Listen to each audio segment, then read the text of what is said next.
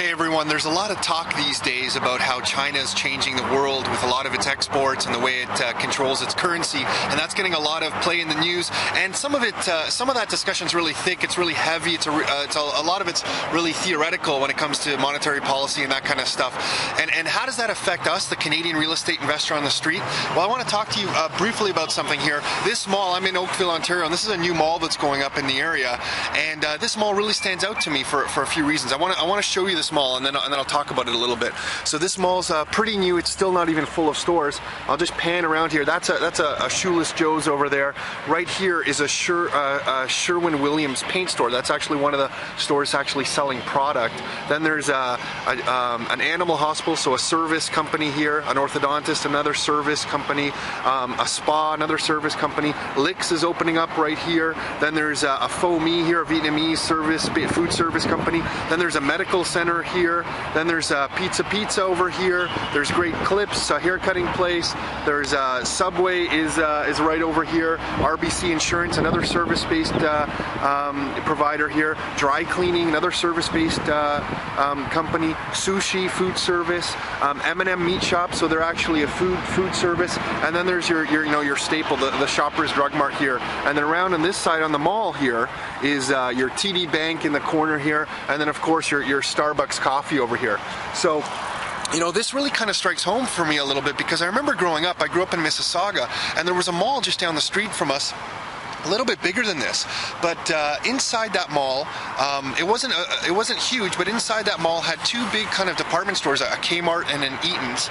And inside the mall there was right next to it there was a butcher, and there was a bakery.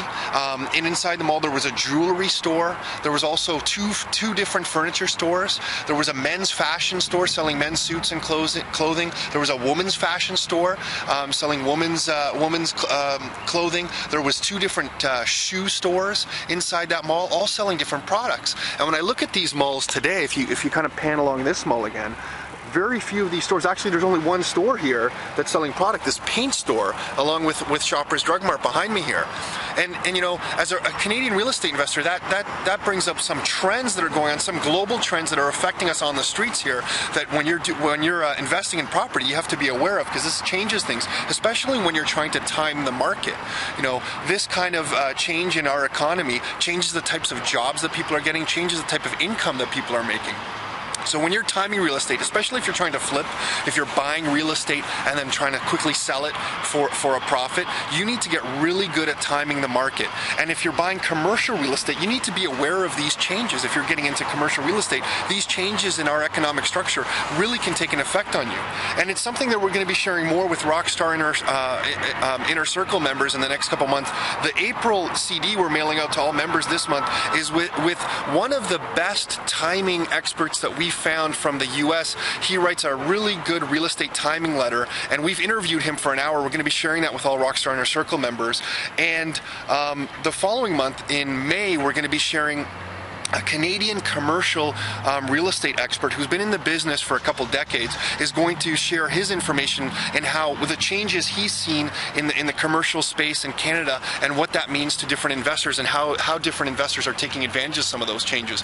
So just a couple things to think about when we watch the news and read about all the different changes going on in China, and how a lot of the US discussion right now is on how China is pegging its currency to promote its exports, and it turns North American economies into consumer-driven economies who consume products instead of creating them. Some of those changes are reflected right here on the streets, and you need to be aware of these changes. You always need to keep them top of mind, especially if you're trying to time the real estate market. So something for you to think about. Hope that gets the wheels turning this morning, and we'll talk to you soon. Take care.